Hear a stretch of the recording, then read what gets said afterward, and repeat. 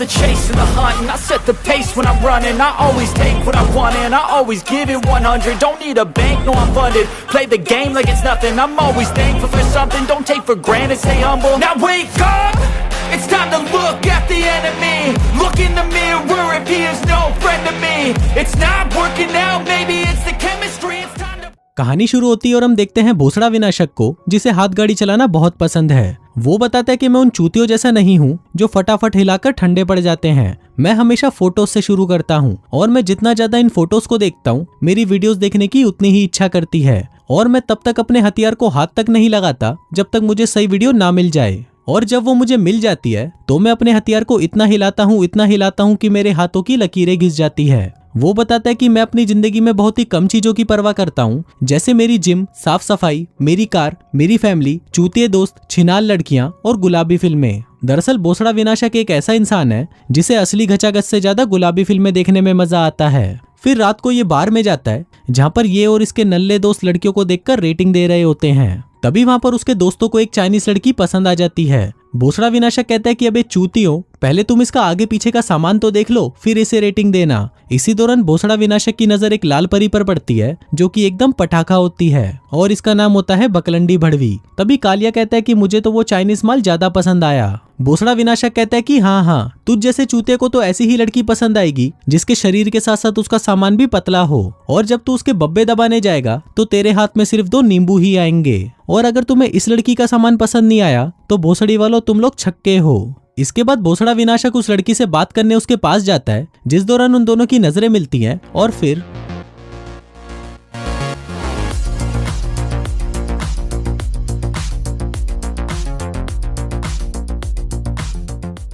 वो उसे चूसने लगता है, लेकिन लाल परी उसे रोक देती है और अपने दोस्तों के साथ वहां से जाने लगती है। भोसड़ा विनाशक उसे रोकने के लिए मनाने लगता है, लेकिन वो लड़की उसकी एक नहीं सुनती। अब भोसड़ा विनाशक के साथ ऐसा पहली बार हुआ था कि किसी लड़की ने उसके साथ गचागच करने के लिए मना कर दिया। फिर वो वापस क्लब में आता है जहाँ पर उसकी नजर एक मोटी गांड वाली पर पड़ती है। तभी वो लड़की भी उसे देख लेती है, जिसके बाद फिर भोसड़ा विनाशक उसे अपने साथ घर ले जाता है, जहाँ पर वो उसकी छोटी सी तितली को ठोक ठोक कर उसे एक चमगादड़ बना देता है। लेकिन इसे लड़कियों से ज्यादा गुलाबी फिल्में देखना पसंद था, तो ये वहां से उठकर बाहर आ जाता है और अपने लैपटॉप में घचाघच वाली वीडियो चलाकर देखने लगता है। कहता है कि मुझे असली घचाघच से ज्यादा हाथ गाड़ी चलाना पसंद है, क्योंकि ज्यादा घचाघच करके मेरे टट्टे सिकुड़ जाते हैं। जिसके बाद वो 1-2 बार हाथ गाड़ी चलाता है और फिर सोने चला जाता है। फिर अगली सुबह वो चर्च जाता है, जहाँ पर वो फादर से अपने पापों को कन्फेस करता है। वो कहता है कि फादर, मैंने पिछले हफ्ते बहुत सारे पाप किए। कुछ दिनों पहले मैंने 2 लड़कियों को दबाकर रगड़ा, फिर पूरे दिन मैंने गुलाबी फिल्में देखी और 17 बार हाथ गाड़ी चलाई। प्लीज मुझे मेरे गुनाहों के लिए माफ कर दो। इसके बाद ये जिम जाकर वर्कआउट करता है और फिर वापस घर आकर गुलाबी फिल्में देखने लगता है। वो बताता है कि इन फिल्मों में मुझे एक चीज बहुत बुरी लगती है कि आपने जब एक अच्छी सी वीडियो को चूज कर लिया, लेकिन जैसे ही आपका निकलने वाला होता है तभी ये भोसड़ी वाले लड़के की शक्ल दिखा देते हैं, जिससे साला पूरे मूड की माँ बहन हो जाती है। इसके बाद ये फिर से क्लब जाता है और वहां पर वो उस लाल परी के बारे में पूछने लगता है, जहाँ पर उसे पता चलता है कि उस लाल परी का नाम बकलंडी भड़वी है। फिर भोसड़ा विनाशक घर आकर अपने दोस्त के साथ बकलंडी भड़वी को फेसबुक पर ढूंढता है, जहाँ पर उसे उसकी प्रोफाइल मिल जाती है।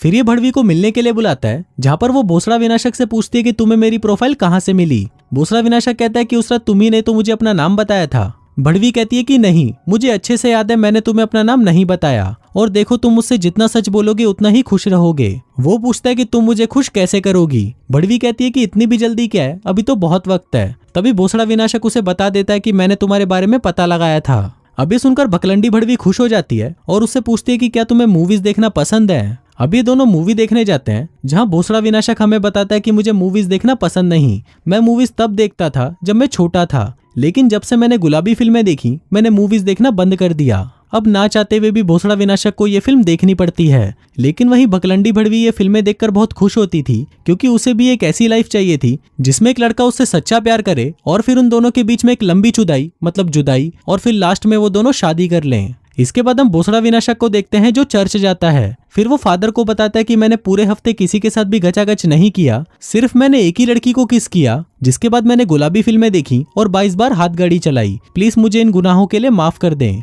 इसके बाद वो भकलंडी भड़वी से मिलने उसके घर जाता है, जहाँ पर वो उसकी छोटी सी दुकान का गोदाम बनाने की कोशिश करता है, लेकिन वो उसे अपनी दुकान में एंट्री देने से मना कर देती है और कहती है कि अभी हम दोनों एक दूसरे को अच्छे से नहीं जानते। मैं न तो तुम्हारे दोस्तों और न ही फैमिली को जानती हूँ और न ही तुम मेरी फैमिली को जानते हो, इसलिए पहले हम एक दूसरे को जान ले और उसके बाद ही मैं तुमसे अपनी पिंकी पिटवाऊंगी। फिर भोसड़ा विनाशक वापस घर आ जाता है और भकलंडी भड़वी की फोटोज देखने लगता है। अब उसके मोटे मोटे संतरे देखकर भोसड़ा विनाशक का घोड़ा भी जोर मारने लगता है, जिसके बाद वो फुल स्पीड से अपने घोड़े को दौड़ाता है और उसका सारा पसीना निकाल देता है। फिर उसी रात भोसड़ा विनाशक अपनी 1 मंथ एनिवर्सरी मनाता है, जहाँ पर वो भड़वी को अपने दोस्तों से मिलवाता है। फिर ये क्लब में होते हैं, जहाँ पर भड़वी की सहेलियां उससे पूछने लगती हैं कि क्या तुमने इसके औजार को अंदर लिया, जिस पर भकलंडी भड़वी कहती है कि अभी नहीं, अभी तो हम एक दूसरे को जान रहे हैं। फिर अगली सुबह भोसड़ा विनाशक भी अपनी फैमिली को बता देता है कि ये किसी लड़की से प्यार करता है। इसके बाद वो भड़वी की फैमिली से मिलने जाता है और भड़वी को अपनी फैमिली से मिलवाने लाता है, जिस दौरान दोनों फैमिली को ही भोसड़ा विनाशक और भड़वी पसंद आ गए थे।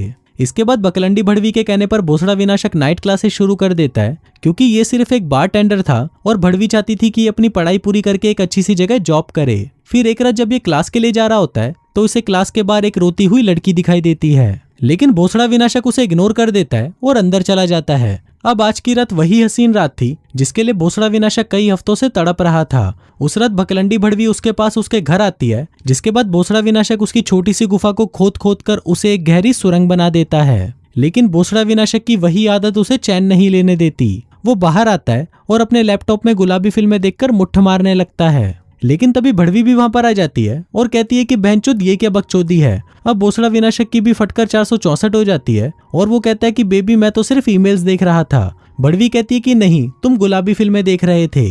वो कहता है कि नहीं नहीं, जैसा तुम सोच रही हो वैसा नहीं है, ये मेरे दोस्त ने मेरे साथ मजाक किया था और मैं सिर्फ इसे चेक कर रहा था। अब भड़वी को बहुत गुस्सा आने लगता है, लेकिन भोसड़ा विनाशक उसे जैसे तैसे करके संभाल लेता है और कहता है कि मैं ये सब नहीं देखता, ऐसी फिल्में तो वो चूती आदमी देखते हैं जिसके पास तुम्हारी जैसी पटाखा नहीं होती। भड़वी पूछती है कि तुम मुठ तो नहीं मारते ना, और आखिरी बार तुमने मुठ कब मारी थी। भोसड़ा विनाशक कहता है कि मारी होगी कभी बचपन में, लेकिन मुझे अब ये सब याद नहीं। अब भकलंडी भड़वी उससे प्रॉमिस लेती है कि अब तुम कभी भी हाथ गाड़ी नहीं चलाओगे, जिस पर भोसड़ा विनाशक उसकी बात मान जाता है। फिर अगले दिन से भोसड़ा विनाशक उन गंदी फिल्मों से दूर रहने की कोशिश करता है, लेकिन उससे ये नहीं हो पाता, जिसके बाद वो फिर से वो फिल्में देखने लग जाता है। वो कहता है कि ऐसा नहीं है कि मैं रुक नहीं सकता, लेकिन मैं रुकूं क्यों? अगर मेरी गर्लफ्रेंड को ये सब पसंद नहीं तो उसे ये सब पता चलने की जरूरत भी नहीं। जिसके बाद से वो ये गुलाबी फिल्में अपने फोन में देखने लग जाता है और उठते बैठते घूमते फिरते क्लास लेते हर जगह पर ये उन फिल्मों को देखने लगता है। फिर एक दिन जब ये क्लास में फिल्म देख रहा था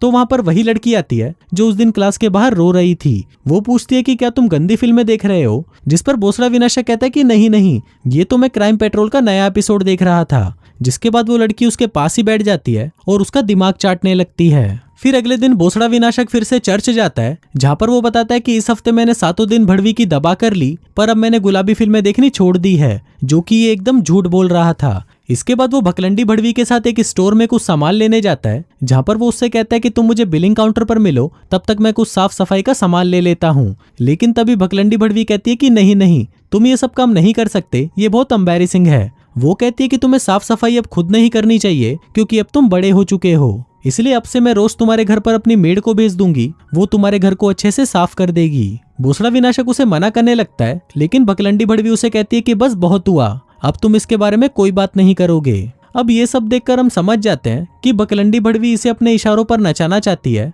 और चाहती है कि वो जो बोले भोसड़ा विनाशक वही करे। फिर रात को क्लास खत्म होने के बाद वही लड़की जिसका नाम चिकनी झाट है, वो भोसड़ा विनाशक के पास आती है और उससे नोट्स मांगती है, क्योंकि वो क्लास के दौरान सो गई थी। फिर नोट्स लिखते वक्त वो भोसड़ा विनाशक से पूछती है कि तुमने ये क्लास क्यों ज्वाइन करी। भोसड़ा विनाशक कहता है कि मुझे बड़ी जॉब चाहिए थी, इसीलिए। इस पर चिकनी झाट कहती है कि शायद तुमने ये क्लास अपनी इच्छा से ज्वाइन नहीं की, क्या तुम्हारी गर्लफ्रेंड ने तुम्हें ये ज्वाइन करने के लिए फोर्स किया था। अब ये सुनकर भोसड़ा विनाशक को गुस्सा आ जाता है और वो अपने नोट्स लेकर वहां से चला जाता है। फिर ये घर आता है और देखता है कि वहां पर भड़वी पहले से ही बैठी होती है। भोसड़ा विनाशक पूछता है कि क्या हुआ जाने मन। भड़वी कहती है कि भोसड़ी के, तुझे याद है कि जब हम पहली बार मिले थे तो मैंने तुझसे क्या कहा था कि मुझसे कभी भी झूठ मत बोलना। और बहन के लवड़े, जब मैंने आज तेरा लैपटॉप चेक करा तो उसमें मैंने देखा कि तूने आज 46 गंदी फिल्मों की साइट देखी है। भोसड़ा विनाशक कहता है कि मुझे नहीं पता कि तुम क्या बोल रही हो, तुमसे जरूर किसी ने झूठ बोला है। भड़वी कहती है कि मुझसे किसी ने भी झूठ नहीं बोला, ये सब तुम्हारे लैपटॉप की हिस्ट्री में थी। तुम भेड़चोद पूरे दिन गुलाबी फिल्में देखते हो और मुट्ठ मारते हो।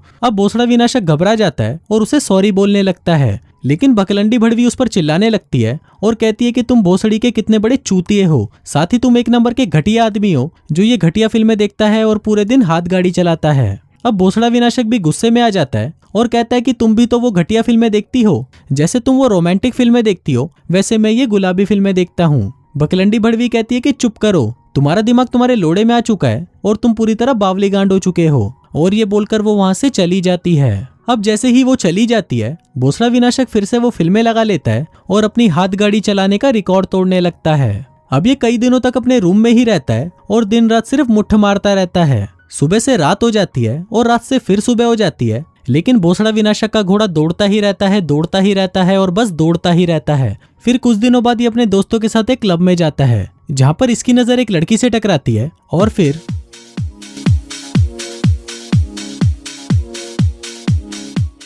जिसके बाद वो उसे बजाने के लिए अपने घर ले जाता है। फिर अगले दिन ये फिर से चर्च जाता है, जहाँ पर ये बताता है कि मैंने पूरे हफ्ते गुलाबी फिल्में देखी और 35 बार हाथ गाड़ी चलाई, प्लीज इन पापों के लिए मुझे माफ कर दीजिए। फिर रात को ये क्लास में जाता है, जहाँ पर चिकनी झांट इसे हाय करती है। फिर क्लास खत्म होने के बाद ये चिकनी झांट से मिलता है और फिर ये दोनों चिकनी झांट की कार में दबाकर घचाघच करते हैं। घचाघच के बाद चिकनी झांट भोसड़ा विनाशक से पूछती है, और तुम्हारी गर्लफ्रेंड के साथ क्या चल रहा है, क्या उसने तुम्हें धोखा दे दिया? वो कहता है कि हाँ, उसने मुझे गुलाबी फिल्में देखते हुए पकड़ लिया था और सिर्फ इतनी सी बात पर वो मुझे छोड़कर चली गई। चिकनी झांट कहती है कि बस इतनी सी बात पर? अच्छा चलो ये बताओ, बिना गंदी फिल्में देखे तुम्हारा दिन कब अच्छा गया था? भोसड़ा विनाशक कहता है कि याद नहीं, शायद बचपन में कभी गया होगा। चिकनी पूछती है कि क्या तुमने कभी इसको छोड़ने के बारे में सोचा है? भोसड़ा विनाशक कहता है कि ये क्या बकवास है, मैं क्यों छोड़ू उसको? चिकनी कहती है कि क्या तुमने कभी बिना गुलाबी फिल्में देखे मुट्ठ मारी है? कभी बिना फिल्में देखे मुट्ठ मारने की कोशिश करना। फिर कुछ दिनों बाद भोसड़ा विनाशक फिर से चिकनी झांट से मिलता है और उसे कहता है कि मुझे तुमसे कुछ जरूरी बात करनी है।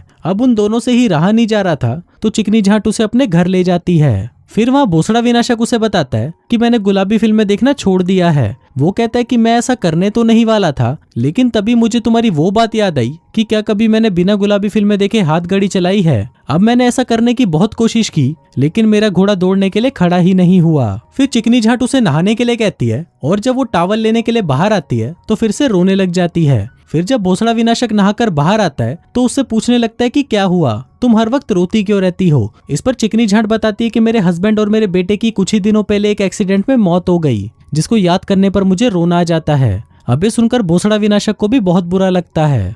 अब क्योंकि चिकनी झांट इसे पसंद करने लगी थी, तो वो दोनों वहीं पर ही घचाघच करना शुरू कर देते हैं। लेकिन इस बार हम देखते हैं कि घचाघच करने के बाद भोसड़ा विनाशक को बहुत अच्छा फील हो रहा था, जैसा उसे आज से पहले कभी नहीं हुआ था। फिर अगले दिन ये चर्च जाता है और कहता है कि अब तो पूरे हफ्ते मैंने एक बार भी गंदी फिल्में नहीं देखी और सिर्फ एक बार घचाघच किया, लेकिन मैं उसे घचाघच नहीं कह सकता क्योंकि वो उससे कहीं बढ़कर था। वो ऐसा था जो मैंने कई सालों बाद महसूस किया। इसके बाद वो बकलंडी भड़वी को मिलने के लिए बुलाता है और उसे कहता है कि मैंने तुम्हारे साथ जो भी किया, प्लीज तुम मुझे उसके लिए माफ कर दो। भड़वी कहती है कि तुम मुझ जैसी लड़की को डिजर्व नहीं करते, तुम झूठे हो और मतलबी हो। मैंने तो तुमसे सिर्फ एक ही चीज मांगी थी, और अगर कोई लड़का किसी लड़की से प्यार करता है तो वो उसके लिए कुछ भी कर सकता है। भोसड़ा विनाशक कहता है कि मुझे लगता है कि ये चीजें सिर्फ एक ही तरफा है, मतलब मैं ही तुम्हारे लिए सब कुछ करता रहूं और तुम कुछ भी ना करो। बकलंडी भोसड़ी कहती है कि अब मैं यहाँ से जा रही हूँ और तुम आज के बाद मुझे अपने लोड़े जैसी शक्ल कभी मत दिखाना। फिर इसके बाद भोसड़ा विनाशक चिकनी झांट से मिलता है और कहता है कि इस लड़की में कुछ तो है जो मैं अपने आप को इसमें खो देता हूँ। इसमें कोई तो जादू है जिससे मैं इसके पास आने से खुद को रोक नहीं पाता और ये भी खुद को रोक नहीं पाती। साथ ही वो हमें ये भी बताता है कि मैंने गंदी फिल्में देखना बिल्कुल बंद कर दिया है और अब मैं इसी के साथ एक सीरियस रिलेशनशिप में हूँ। और इसी के साथ ही ये फिल्म यहीं खत्म हो जाती है।